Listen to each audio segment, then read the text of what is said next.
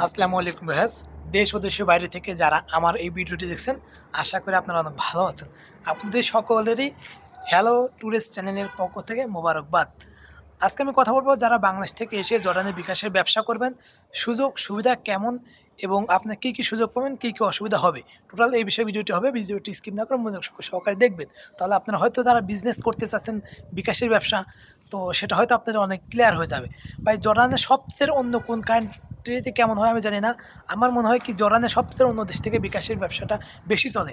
আপনি যদি গার্মেন্টসে আসতে পারেন, আপনি অনেক টাকার লেনদেন করতে পারেন যদি আপনার সেরকম ক্যাশ থাকে। কারণ জর্ডানে অনেক লোক আছে আপনার বিকাশে আপনার টাকা ছাড়ে, আপনার 10 টাকা 20 টাকা আপনার প্রতি মাসেই ছাড়ে। প্রতি মাসে দেখা যাচ্ছে এমন সময় বাড়িতে একটা সমস্যা, তখন তো কেউ আপনার 10 টাকা ছাড়বে না। ছাড়বে 10 টাকা ছাড়তে গেলে আপনার 2 টাকা কমিশন চলে যাবে, তখন কিন্তু বিকাশে ছেড়ে দেবে।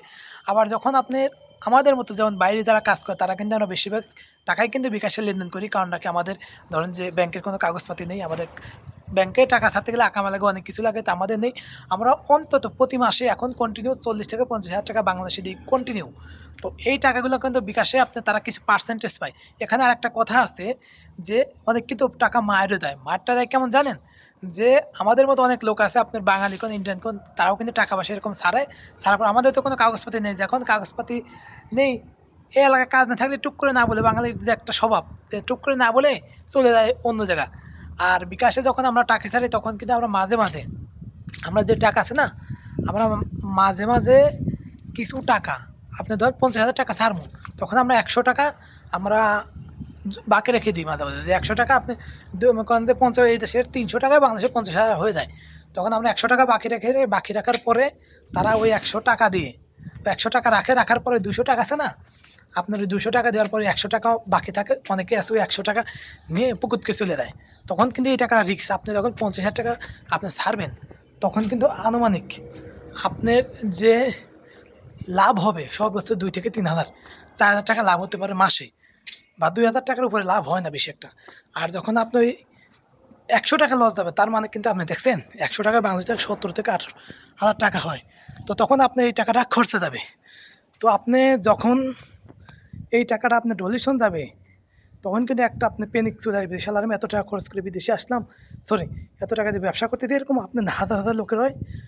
কিন্তু কোম্পানিতে থাকলে এটা হয় না। আপনাকে কোম্পানি সিলেক্ট করতে হবে, আপনি কোন কোম্পানিতে যাচ্ছেন এবং কি করবেন, কোম্পানির নিয়মকানুন কী, এবং কোম্পানিতে কতদিন ব্যবসা করতে পারবেন।